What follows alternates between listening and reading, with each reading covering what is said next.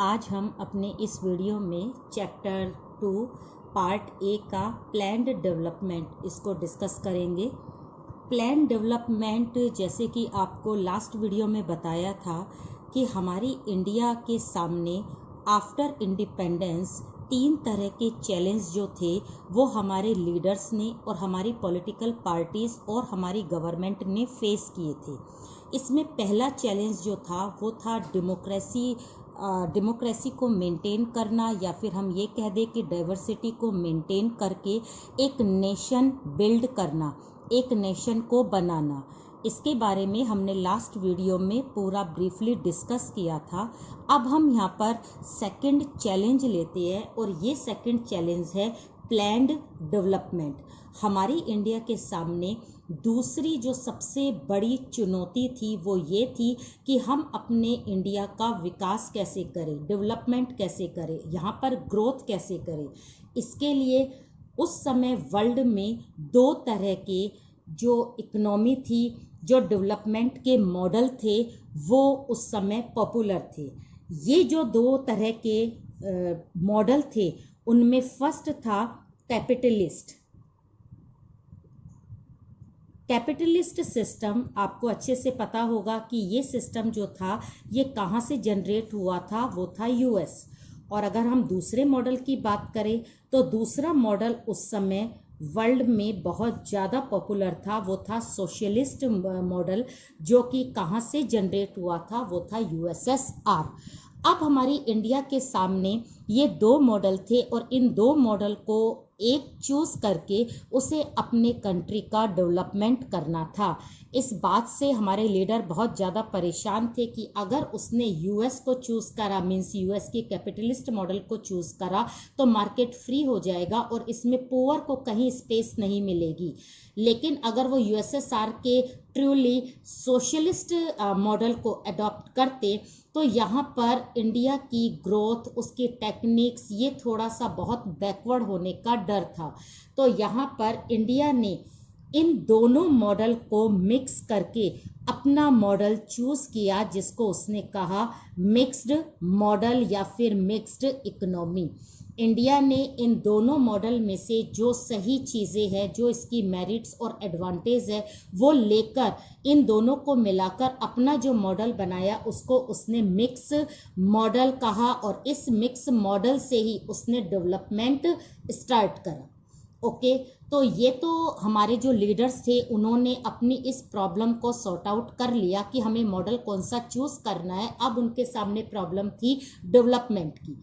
Development के लिए एक बात पर बहुत ज़्यादा डिस्प्यूट हो रहा था स्टेट गवर्नमेंट और सेंट्रल गवर्नमेंट का, कि अगर बात डेवलपमेंट की है, अगर क्वेश्चन डेवलपमेंट का आता है, तो क्या स्टेट गवर्नमेंट को कभी सेंट्रल गवर्नमेंट कोई ऑर्डर दे सकती है, या फिर हमारी कंट्री में जितने भी रिसोर्स है उन रिसोर्स पर मेनली कंट्रोल जो है वो सेंट्रल गवर्नमेंट का है, या फिर स्टेट के अंदर जो रिसोर्स है उस पर सिर्फ स्टेट का है। इस बात को समझने के लिए हम एक एग्जाम्पल लेते हैं और ये एग्जाम्पल है उड़ीसा का।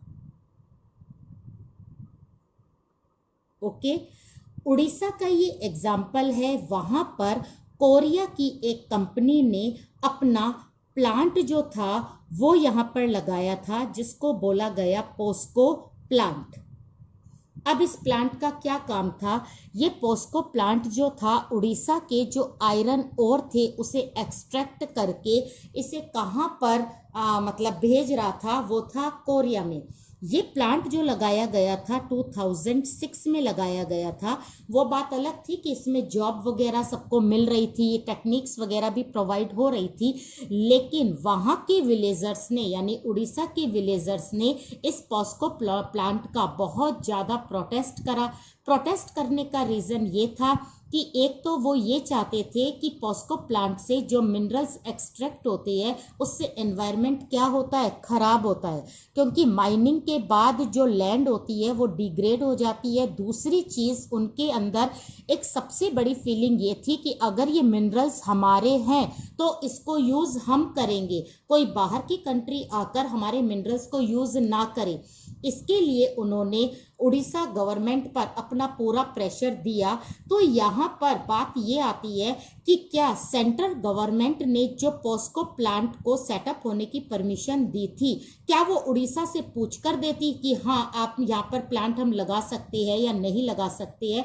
क्या इस तरह का डिस्कशन जो था वो सेंट्रल गवर्नमेंट को कभी स्टेट गवर्नमेंट से करना जरूरी होता है?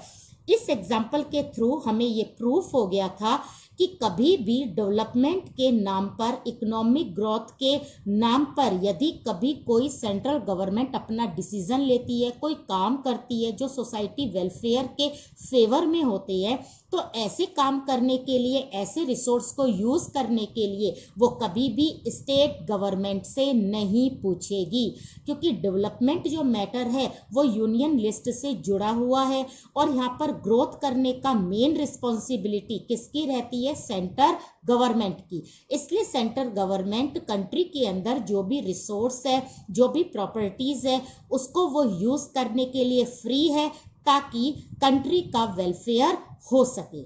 तो इस तरह से इसमें यहाँ पे पॉस्को प्लांट की जो विलेजर थे, जो इसका अगेंस्ट में थे, उनकी बात सेंट्रल गवर्नमेंट ने मान ली और यहाँ पर अपने माइंड के अनुसार उन्होंने इस कोरिया की इस कंपनी का जो भी एग्रीमेंट था उसे डिसमिस कर दिया। तो ये प्योरली सेटअप करने की डिमांड सेंट्रल की थी और उसे डिसमिस करने की मतलब बाद में जो एग्रीमेंट डिसमिस हुआ था वो भी डिसीजन किसका था? सेंट्रल गवर्नमेंट का। तो इस तरह हमने देखा डेवलपमेंट का काम हमारी इंडिया में इस तरह से स्टार्ट हुआ इस मॉडल के थ्रू, और सारी पावर मेनली किसको दी गई? वो दी गई सेंट्रल गवर्नमेंट को। अब हम बात करते हैं कि डेवलपमेंट के लिए हमारे यहाँ पर किस तरह से प्लानिंग की गई। तो सबसे पहले हमें ध्यान रखना है कि डेवलपमेंट को करवाने के लिए, उसको सही तरीके से इम्प्रूव करने के लिए इंडिया में 1950 में एक प्लानिंग कमीशन को सेटअप किया गया था। ठीक है, प्लानिंग कमीशन का काम ये था कि वो यहाँ पर 5 ईयर प्लान को बनाए और इस 5 ईयर प्लान में सरकार जो है 5 साल के लिए कुछ पैसा अपने ट्रेजरी से ले और वो 5 साल के लिए काम करे। 5 साल बाद उसका सारा जो डाटा है, जो इंफॉर्मेशन है, वो सरकार को पार्लियामेंट में देनी पड़ेगी कि उसने क्या क्या काम किया। तो यहाँ पर हमने देखा कि प्लानिंग कमीशन जो 1950 में सेटअप हुआ था, उसका काम ये था कि वो 5 ईयर प्लान हमारी कंट्री के लिए बनाए ताकि 5 साल में उसका जो भी काम हुआ है, जैसे भी काम हुआ है, वो सारा काम अपना 5 साल में कंप्लीट करे। अब इसके लिए काफ़ी सारी 5 ईयर प्लानिंग बनी, हर 5 साल में जो प्लानिंग थी वो बनती थी। तो फर्स्ट जो 5 ईयर प्लान बना था वो 1951 में बना था और जो लास्ट बना था वो लास्ट 2017 में बना था। और ये वाली जो 5 ईयर प्लानिंग थी ये थी 12th। ओके, तो ये 12th जो 5 ईयर प्लानिंग थी ये 2017 में लास्ट थी और फर्स्ट 1951 में ये फर्स्ट हमारी 5 ईयर प्लान बना था। तो इसमें मेनली काम ये था कि 5 साल के लिए कुछ ऐसी योजनाएं बनाना, ऐसी प्लानिंग करना, उसके लिए कुछ खर्चा मतलब किया जाना, जिसमें कभी एग्रीकल्चर में खर्चा किया जाता था, कभी इंडस्ट्रीज में किया जाता था। तो इस तरह से हमारे देश में डेवलपमेंट करने के लिए ये जो प्लानिंग कमीशन था वो लगातार काम करता चला गया। अब क्या हुआ नेक्स्ट, हम अगर बात करें कि अगर ये 12th 2017 में हुई थी तो हमें ये ध्यान रखना है कि लास्ट का मतलब है कि क्या ये अब नहीं है। तो इसके लिए हमें बात करनी है कौन सी डेट की। ये डेट है 15 अगस्त की और 15 अगस्त में हम किसकी बात करेंगे? ये 2014 की। ओके, 15 अगस्त 2014 में मोदी ने अपनी स्पीच जब दी थी 15 अगस्त में, तो उन्होंने कहा कि ये जो प्लानिंग कमीशन है, ये प्लानिंग कमीशन हमारी ग्लोबलाइजेशन के साथ में नहीं चल रहा, क्योंकि प्लानिंग कमीशन जो सेटअप था वो मेनली, वैसे तो हमने मिक्स्ड मॉडल मतलब यूज किया था, लेकिन हमारी प्लानिंग कमीशन जो सबसे ज्यादा टिल्ट थी वो किसकी तरफ थी? सोशलिस्ट मॉडल की तरफ टिल्ट थी। इसलिए ये कमीशन सही तरीके से अपना इम्प्रूवमेंट नहीं दे रहा था, अपना जो मेन काम है वो नहीं कर पा रहा था। इसलिए प्लानिंग कमीशन को 2014 में रिमूव कर दिया गया। सिर्फ स्पीच में उन्होंने कहा कि हम प्लानिंग कमीशन को हटाकर एक नया कमीशन अपॉइंट करने जा रहे हैं। ओके, अब यहाँ पर 15 अगस्त की स्पीच के बाद एक नया कमीशन अपॉइंट हुआ जिसको बोला गया नीति आयोग। ओके, नीति आयोग में आपको ये ध्यान रखना है कि इसकी फुल फॉर्म क्या है? N for national, I for institution, T for transformation और I फॉर इंडिया। तो इसका मतलब है national institution for transformation India. ये नीति आयोग जो था ये 1 जनवरी 2015 को सेटअप हुआ था। ठीक है, अब नीति आयोग का भी काम वही था जो प्लानिंग कमीशन का काम था। ये भी डेवलपमेंट के लिए रिस्पॉन्सिबल था। प्लानिंग कमीशन का हेड जो था वो उस समय पीएम हुआ करता था, क्योंकि प्लानिंग कमीशन को वो पीएम जो था वो अपने अंडर में रखता था। यहाँ पर जो नीति आयोग आया इसकी जगह ये भी किसके अंडर में रहता है? पीएम के। ओके, अब हम यहाँ पर बात करेंगे कि किस तरह से ये जो नीति आयोग है इसको हेल्प करने के लिए जो एक और काउंसिल थी, क्या ये काउंसिल पहले भी थी? तो यहाँ पर हम बात कर रहे हैं NDC की। ये क्या है? National development council. इसकी फॉर्मेशन की यदि हम बात करें तो इसको सेटअप किया गया था 1952 में। इसका मतलब है प्लानिंग कमीशन के 2 साल बाद NDC को यहाँ पर सेटअप किया गया था इंडिया में। NDC का काम ये था कि प्लानिंग कमीशन को हर तरह की एडवाइस देना, रिसोर्स के बारे में इंफॉर्मेशन देना, और जो 5 ईयर प्लान बन रही है इसमें भी क्या करना? हेल्प करना। तो NDC का ये काम जो था ये प्लानिंग कमीशन को हेल्प देने का था। लेकिन आज इस NDC की स्टेटस क्या है इसको हमें देखना है कि NDC जो है ये अभी भी अबॉलिश नहीं हुआ है। इसको अबॉलिश करने का जो प्रपोजल है वो अभी पास नहीं हुआ है, इसलिए NDC अभी भी अस्तित्व में है और ये अब किसको हेल्प करता है? नीति आयोग को। तो जो काम या जो हेल्प ये प्लानिंग कमीशन की करता था वही हेल्प अब किसकी कर रहा है? नीति आयोग की। तो हमने इस तरह से देखा कि हमारा जो डेवलपमेंट है वो बेसिकली कौन से कमीशन पर डिपेंड था? वो था हमारा प्लानिंग कमीशन। इसके बाद प्लानिंग कमीशन को हटा दिया गया और किसको ले आए? नीति आयोग को। प्लानिंग कमीशन के बारे में जो हमने 5 ईयर प्लान के बारे में आपसे बात करी है, तो 5 ईयर प्लान जो थी ये 2017 में कंप्लीट होने वाली थी। जो 12वीं लास्ट जो रखी गई थी 5 ईयर प्लानिंग, ये वाली कंप्लीट होने के बाद इसको क्या कर दिया गया था? हटा दिया गया था। तो यहाँ पर हमें ध्यान देना है कि किस तरह से 2012 में स्टार्ट होनी थी और 2012 के बाद इसका टाइम पीरियड कब तक रहता? 17 तक। लेकिन ये बीच में ही हटा दी गई और नीति आयोग को एस्टेब्लिश किया गया। अब हम देखते हैं कि नीति आयोग के क्या क्या काम है, एम है, ऑब्जेक्टिव है, ये क्या क्या काम करती है, इसके बारे में हमें यहाँ पर देखते हैं। सबसे पहले इसका जो एक डायरेक्शन है, डायरेक्शन किसको देना होता है? वो है गवर्नमेंट को। गवर्नमेंट के लिए एक डायरेक्शन तैयार करना, एक स्ट्रेटेजी बनाना ताकि कंट्री की प्रोग्रेस और उसका डेवलपमेंट हो सके। तो एक तरह से नीति आयोग जो है वो एक दिशा देती है किसको? सरकार को, ताकि वो इस ओर अपने कदम उठाए ताकि हम ज़्यादा से ज़्यादा क्या कर सके? डेवलपमेंट कर सके। सेकंड चीज़ आती है यहाँ पर, ये है टेक्निकल एडवाइस। टेक्निकल एडवाइस देने का काम भी किसका रहता है, नीति आयोग का रहता है। लगातार इस तरह की एडवाइस, कोई ना कोई इशू जो है, इकोनॉमिक इशू जो है, उसकी इंटरनेशनल जो इशू होते हैं, यहाँ पर पॉलिटिकल की हम बात नहीं करेंगे, सिर्फ इकोनॉमिक और इंटरनेशनल इंपॉर्टेंस की जो इश्यूज है उनके बारे में ये लगातार सरकार को क्या देती है, एडवाइस देती है। इसके बाद हम बात करते हैं पार्टनरशिप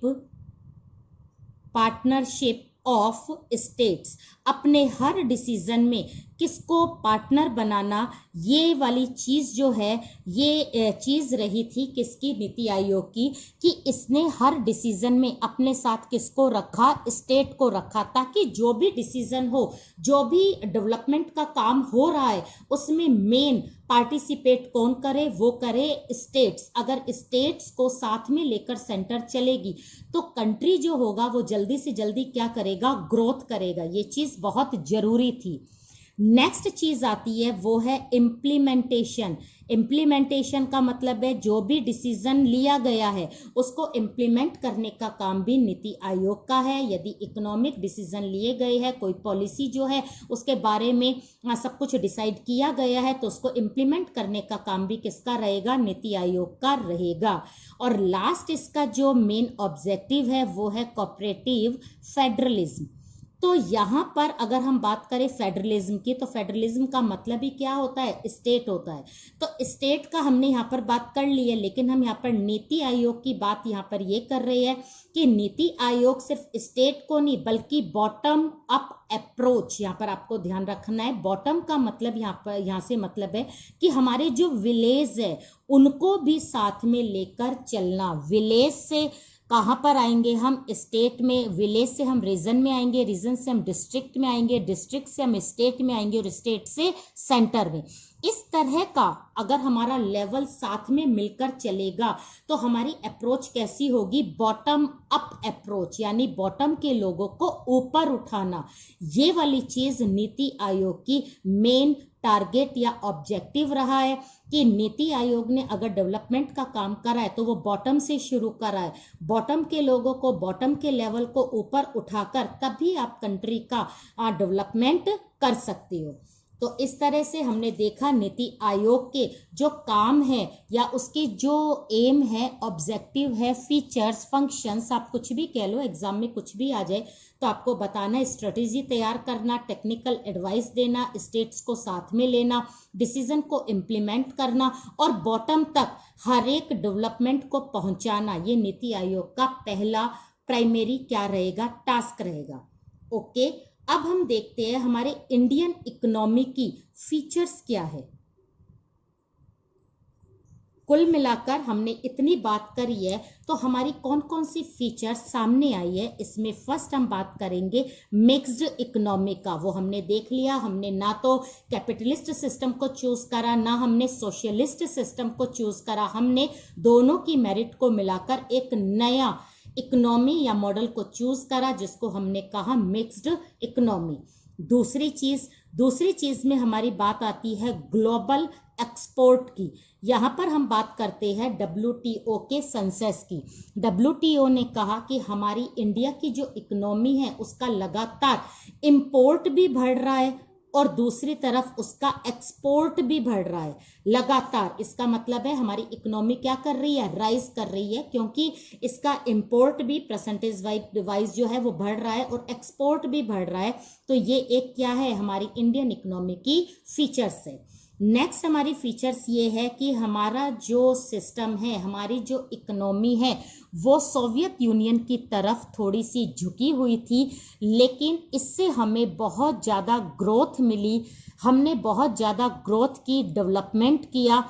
आगे चलकर थोड़ा सा इसमें डिफ़िकल्टीज़ या प्रॉब्लम्स आने लगी, लेकिन शुरू में हमने स्टार्टिंग में अपनी इंडिया की इकोनॉमी को सेटअप करने के लिए, स्टेबल होने के लिए USSR के मॉडल को थोड़ा सा ज़्यादा चूज़ किया था। नेक्स्ट हम बात करते हैं हमारे फीचर्स का, वो है लिबरलाइजेशन। ये आजकल मेन पॉलिसी हो गई है, लिबरल पॉलिसी। लिबरलाइजेशन को हमने यूज़ करते हुए आजकल लगातार अपनी इकोनॉमी के स्टैंडर्ड को बढ़ाया है, बाकी की बाहर की चीज़ों को वेलकम करा है, यहाँ की चीज़ों को बाहर एक्सपोर्ट करा है। ओके, नेक्स्ट हम बात करते हैं फिफ्थ फीचर्स, ये है डाइवर्स। डाइवर्स का मतलब यहाँ पर सिंपल तरीके से हम ये ले सकते हैं कि सारी जगह से, जगह का मतलब है काफ़ी सारे सेक्टर से अगर हमारे पास में इनकम आ रही है, अर्निंग आ रही है, तो उसे हम बोलेंगे डाइवर्स इकोनॉमी। तो इंडिया की इकोनॉमी डाइवर्स है। इंडिया जो गेन करता है वो कहाँ से गेन करता है, जैसे विलेज में जो फार्मिंग होती है मीन्स एग्रीकल्चर से। एग्रीकल्चर वहाँ पर दो तरह की है, एक सिंपल एक मॉडर्न, दोनों तरीके से वो लगातार अर्निंग ले रहा है। हैंडीक्राफ्ट है उससे अर्निंग ले रहा है, इंडस्ट्रीज लगी हुई है उससे भी ले रहा है, जो सर्विस सेक्टर है उससे भी अर्निंग आ रही है। तो इस तरह से हमारी जो इकोनॉमी है वो कैसी है, डाइवर्स है। ओके, और लास्ट हम बात करते हैं अपने फीचर्स की, वो है इकोनॉमिक ग्रोथ। ठीक है, इकोनॉमिक ग्रोथ की अगर हम बात करें तो हमारी इंडिया में जो भी ग्रोथ होती है वो स्पेशली सर्विस से होती है। तो सर्विस में अगर हम प्राइमरी सेक्टर को छोड़ दें तो सेकेंडरी और टर्शियरी सेक्टर से हमारी इंडिया को या इंडिया की गवर्नमेंट को सबसे ज़्यादा पैसा कलेक्ट करने को मिलता है, और इन्हीं सर्विस से उसकी इकोनॉमिक ग्रोथ क्या होती है, बढ़ती है। ओके, तो ये चैप्टर बहुत शॉर्ट और बहुत ज़्यादा इंटरेस्टिंग है। इसके नोट्स के लिए आप अपने डिस्क्रिप्शन बॉक्स को ज़रूर देखना। यहाँ पर हम एक बार शॉर्टली समझा देते हैं कि प्लैन्ड डेवलपमेंट हमारे इंडिया का दूसरा चैलेंज था जिसको कि सरकार को पूरा करना था। दो मॉडल जो वर्ल्ड में फेमस थे, हमने दोनों को ही मिक्स करके मिक्स मॉडल को अडॉप्ट किया था। उसके बाद 1950 में डेवलपमेंट के लिए प्लानिंग कमीशन को सेटअप किया गया, जिसकी हेल्प के लिए एक काउंसिल भी सेटअप की गई थी जिसे नेशनल डेवलपमेंट काउंसिल कहा गया। 1952 में इसको सेटअप किया गया।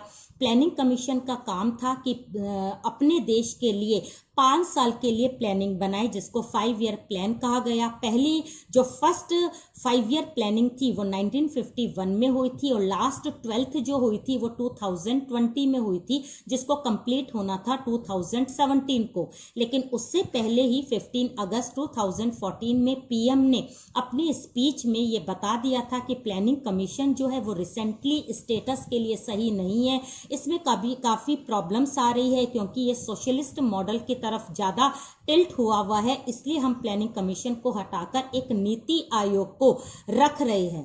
तो यहाँ पर नीति आयोग को 1 जनवरी 2015 में सेटअप किया गया। नीति आयोग का काम था देश को डायरेक्शन देना, स्ट्रेटेजी बनाना, एडवाइस देना, स्टेट को साथ लेना, डिसीजन को इम्प्लीमेंट करना, और बॉटम यानी गांव से लेकर देश तक का पूरा विकास, पूरा डेवलपमेंट की जिम्मेदारी किसकी होगी, नीति आयोग की होगी।